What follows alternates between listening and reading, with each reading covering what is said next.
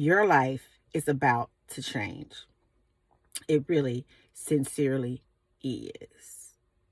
Things that you were accustomed to is changing around you because God has spiritually upgraded you.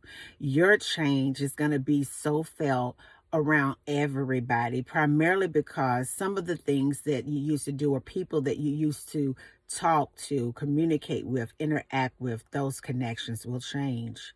Some people will be able to go along for the ride because they also got the spiritual upgrade, and some people will begin to fall away from you. Some of you are going to make some decisions or have made decisions to leave particular situations, and people are stunned. They're at a loss of words. They don't understand what is going on with you because God has called you to do that thing that He has created you to do. Your desire, your will, your dreams, and your purpose has changed everything about you. It has changed everything about you. You're going to get so many opportunities that are going to come out of nowhere. You're going to be invited to attend certain things that's going to nurture the person that God has created you to be. You're going to educate yourself and learn so many things when it comes to who you were created to be and who you sincerely are to your core. Your life has changed and good things are happening. See, when good things are happening for you spiritually, on the outside of you, it may seem a little chaotic because people grow accustomed to a watered down version of you. Some people grow accustomed to being able to dictate to you what is best for you. Some people are accustomed to keeping you under their thumb and just beneath them so that they feel good about themselves. That's not your problem and that's none of your business. However, what is your business is what God has created you to do. See, what God has created you to do is so unique and so massive that if you told it to people, they wouldn't believe you. They would talk you out of it and possibly try to stop you from manifesting the thing that God has told you. So it is important at this time to be quiet and move in silence. Your silent moves are the most powerful moves that you could ever engage in. I mean, your silent moves are something that is done like secretly, but God is doing great things because you were able to be obedient enough to hold on to the seed that He has given you until it reaches its rightful season to bloom and for you to reap your harvest.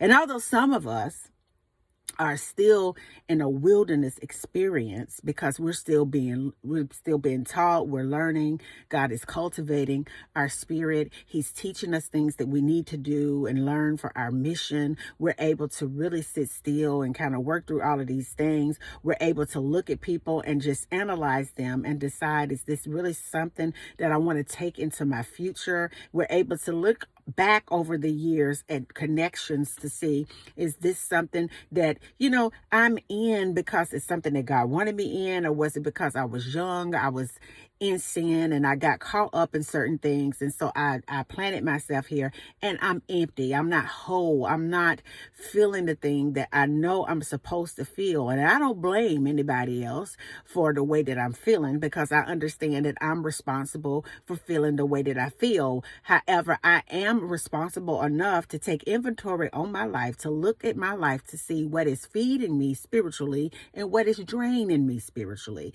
And it is the goal of the enemy for you to get hooked up, linked up, entwined with somebody that's going to drain you completely dry so that you will never become what God has created you to become in this time. And because you have made some mighty moves and you're doing things differently, you're acting differently, you're being strategic, you're not sharing as much as you normally would share with people because you understand exactly what those people are all about. You've cut off some connections. You made some moves that seemed like you made these moves out of nowhere, but you've thought long and hard about the moves that you have made because it's benefiting what God has created you to do. Some people gonna have their feelings hurt because they will not have access to you. And you have to be strong in your convictions and what God has called you to do, that makes you feel so good on the inside because you're able to be free to be you. I want you to know that some people don't want you to be free to be you.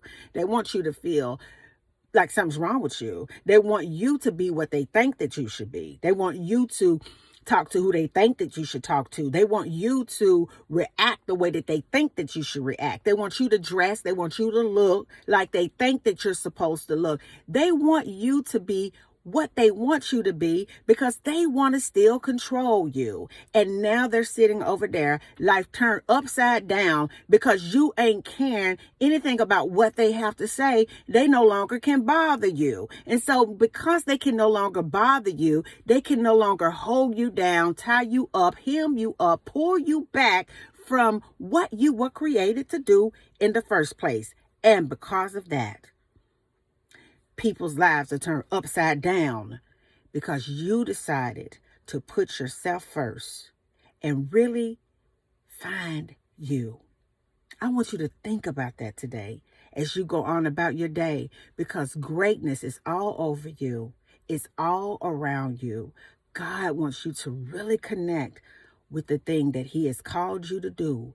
And it's going to take you making not only financial and spiritual sacrifices to the Lord, but it's going to cause you to make some relationships.